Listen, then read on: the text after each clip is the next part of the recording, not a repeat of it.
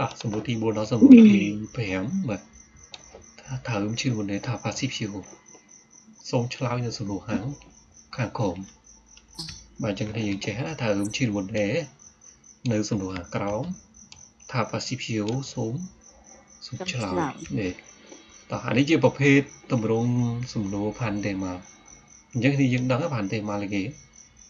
ពាក្យទុយបាទ Pandemal ប្រែថាពាក្យទុយឬក៏ Pandemal ឬអញ្ចឹង clear ត្រង់ហ្នឹងគេនិយាយថាមិនអូអានេះថាអឺមពីរជាន់គ្នាណាតាមថាវាថាអឺមតែមួយទេនេះបាទ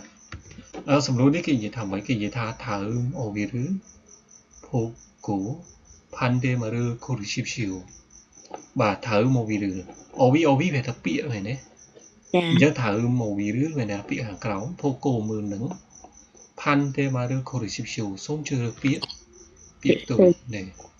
បាទគេឲ្យយើងមើលពាក្យខាងក្រោមហើយសូមជឿរើសពាក្យនេះផ្ទុយតោះឥឡូវខាងក្រោមនេះគេទៅសេថាស៊ូឈុលភុំផលិតផលបាទភូមិប្រែថាផលិតផលឬក៏ទំនិញស៊ូឈុលគេនាំចេញនាំចេញឬក៏នាំចូលនាំចេញបាទស៊ូឈុលនាំចេញណាអញ្ចឹងស៊ូឈុលភុលមានន័យថាអ្វីផលិតផលនាំបាទផលិតផលនាំចេញស៊ូឈុលភុំ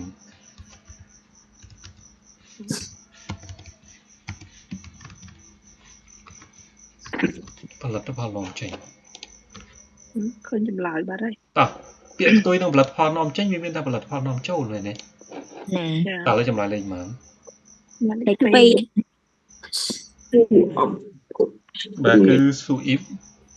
ភូចាមួយស៊ូឈុលមួយស៊ូអ៊ីបស៊ូឈុលនាំចេញស៊ូអ៊ីបនាំចូលអញ្ចឹងស៊ូអ៊ីបភូមិបែរថាផលិតផលនាំ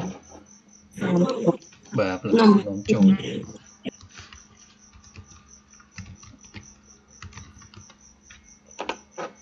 ស៊ូអ៊ីបភូមិផលិតផលនាំចូលតើឥឡូវយើងមើលចម្លើយខុសវិញចម្លើយទី1ហ្វាចាំងភូមិគ្រឿងសម្អាងគ្រឿងសម្អាងឈូរីបគូច្រកចេញចូលបាទឈូរីបគូច្រកចេញចូល